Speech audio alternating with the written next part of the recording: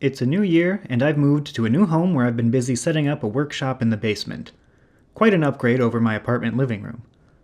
The first project video from this setup is going to be the third installment in my games and puzzles series. 3 little projects that are easy to make and easy to play. We'll kick things off with a familiar classic, Fox and Geese. I'm going to make this out of ash, a strong wood that's often put to work in tool handles and baseball bats due to its shock-absorbing properties. I'll start by cutting down this board into 3 pieces.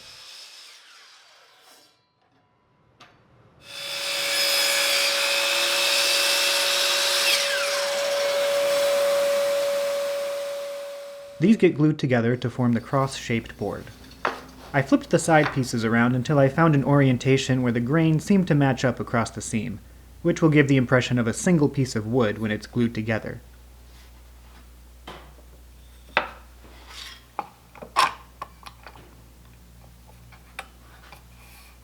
Once that's dry, it gets a quick sanding to smooth out the seams. I made a pattern for the board which I'll use to mark all the holes. I'm going to use marbles as playing pieces, so I just need to drill shallow divots with a 7/16 inch bit. As you can see, it really doesn't take a lot to hold a marble pretty securely. I'm drilling in just until I reach the full diameter of the bit, and that's all.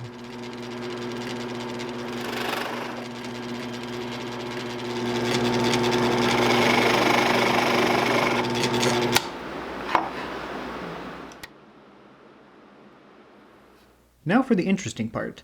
These spaces need to be connected with lines showing where you can move. With a scrap 1x2 as the router guide, I'll position it using the spacer I made that matches the distance from the edge of the router's base plate to the center of the bit.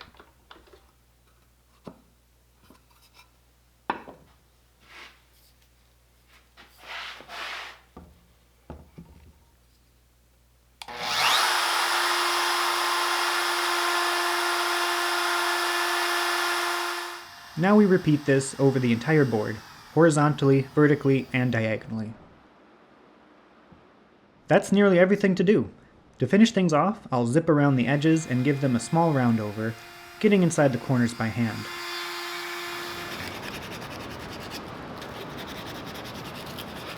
Then I'll cut 8 little pieces of 1/4 inch thick walnut, soften the edges, and glue those on as feet.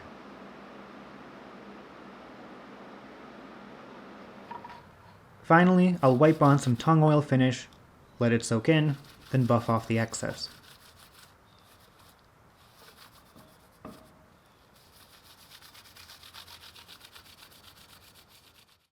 There are lots of rule variations out there, so this is just one possible way to play.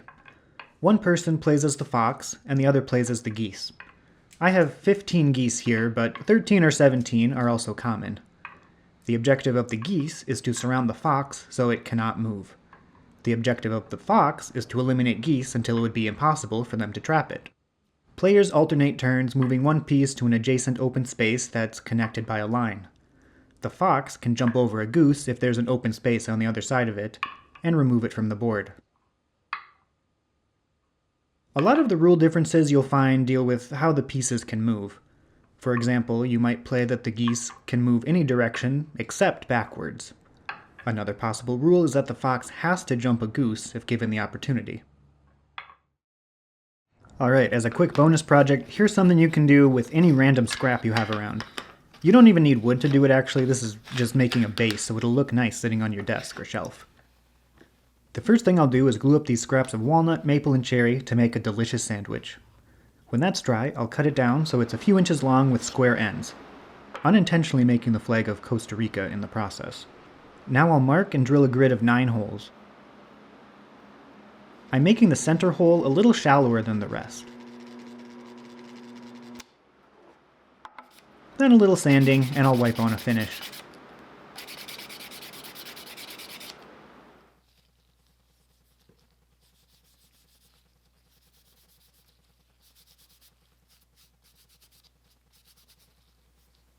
Next, I'll glue a nail into the center hole.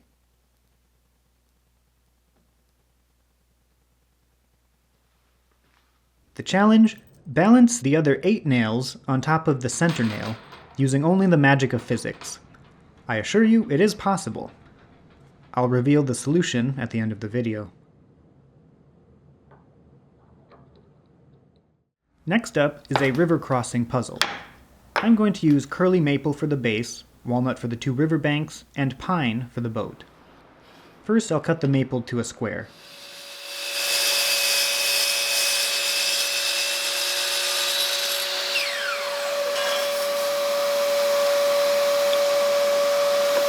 The downside of using random scraps is that the backside might be a failed cribbage board, and cutting off the sides might reveal the peg holes. Well, I'll just press in some wood filler later and call it a day. It won't be invisible, but it'll be better than gaping holes in the side. Then 2 strips of walnut. I made this table for my miter saw that allows me to clamp small pieces, and it's very handy for stuff like this. With those 3 pieces cut, I'll hit the maple with some sandpaper, then glue on the walnut.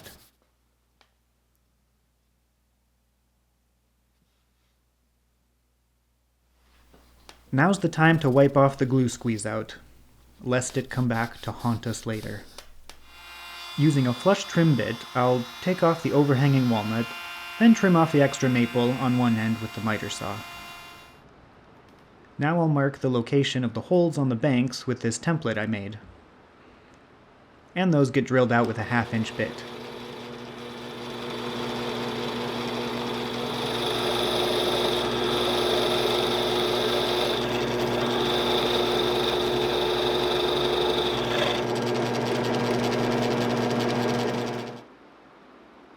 Okay, now let's see what we can do about those pesky cribbage holes. Next thing to do is make the boat. While there's still something to hold on to, I'll drill 2 holes into this piece of pine, then a smaller one on the underside that will eventually hold a magnet. Then I'll cut out the shape on the scroll saw, then round off the corners with the disc sander.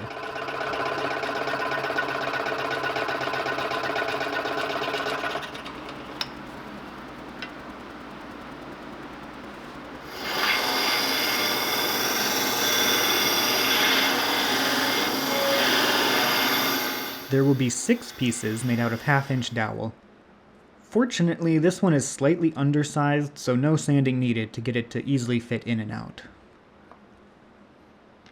With a crude sawing guide set up, I'll blast out 6 short pieces and then round off their sharp edges.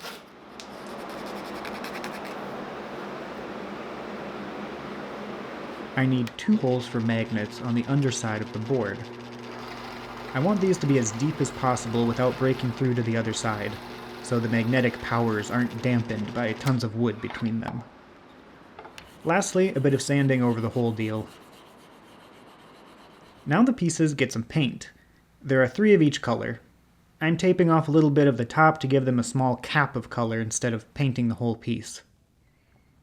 1 of each color then gets a little white dot. To seal those up with spray lacquer, I've affixed them to a piece of wood with hot glue, which will hold them in place when they get sprayed. Finally, the board gets rubbed down with tung oil finish. I like how the figure in the maple is reminiscent of ripply water.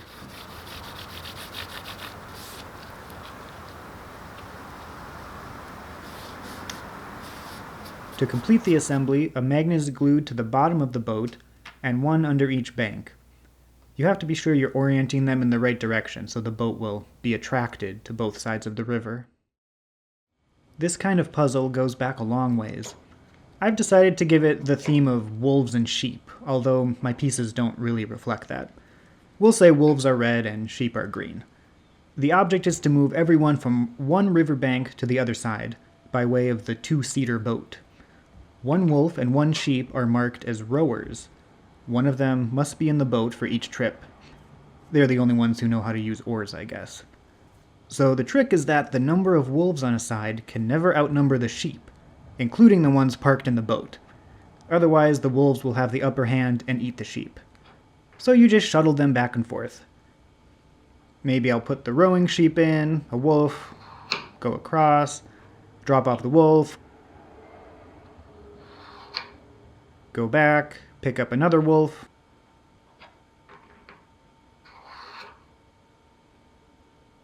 Oh, can't do that, since that will put 2 wolves and 1 sheep on this side of the river. And I can't take another sheep over, since that will leave this one outnumbered over here. You get the picture. The hidden magnets pull the boat to each side when it gets close, and they hold it steady when putting pieces in and out. The third and final project is Watermelon Chess, a game with origins in China.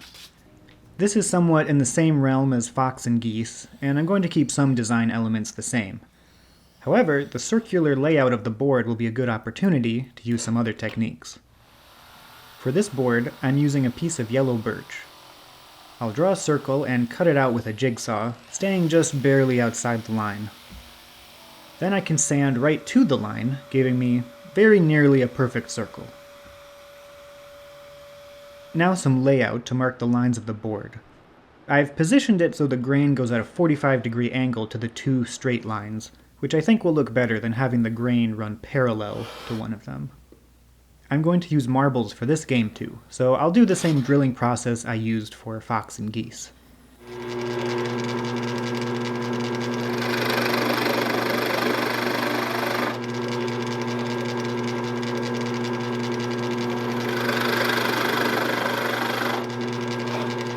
The challenge here is that I want the circle grooves to all be routed into the wood. The solution I came up with was to cut out a larger circle in a piece of plywood. The diameter of this is the circle size I need, plus the width of the router base. If all my measurements and cuts are correct, routing a groove with the router along the circle's edge will give me a 2.5-inch diameter circle inside.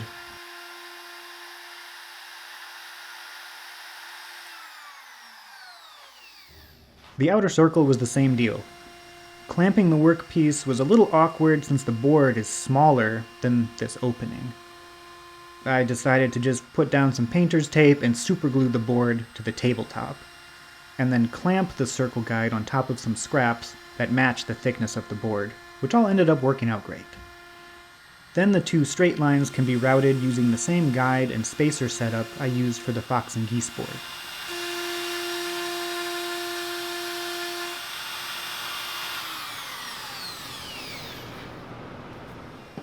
To wrap things up, I'll route a round over along the rims, then sand off any fuzzy edges on the grooves.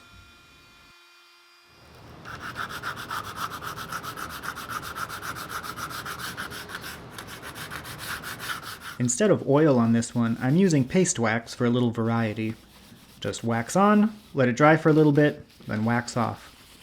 I really like the natural look and feel of this on the birchwood. And last but not least, some little rubber feet. I'll drill pilot holes first, then screw them all in.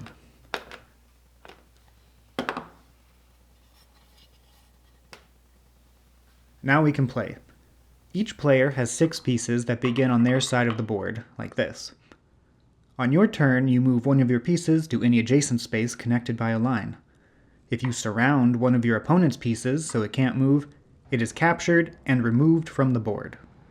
Reducing your opponent to 2 pieces makes it impossible for them to capture you, and you win the game.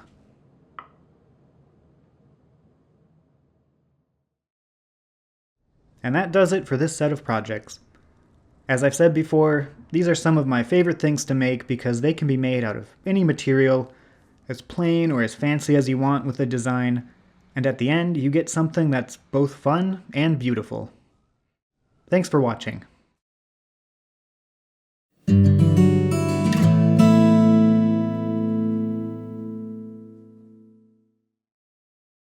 And now the solution to the nail balancing trick.